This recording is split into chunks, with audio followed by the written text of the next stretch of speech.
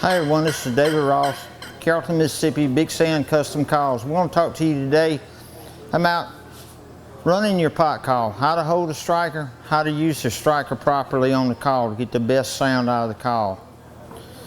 Start off, we want to hold your striker just like you would a pencil, like we learned in school with a pencil. We're going to lay that striker down on top of the call and we're going to hold it at the angle which is about 30 degrees. Now when we run this call, people tend to want to run this call with their fingers. That's kind of the old school way. The best way to run this call is run this call with your wrist. Put the striker against the call, get it at that angle, and then work your wrist.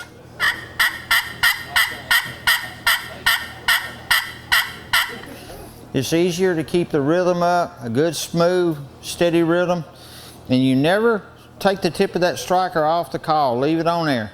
As your wrist goes back, this call will not make a sound, only going forward against the angle. So hold that call like a pencil and run this call with your wrist.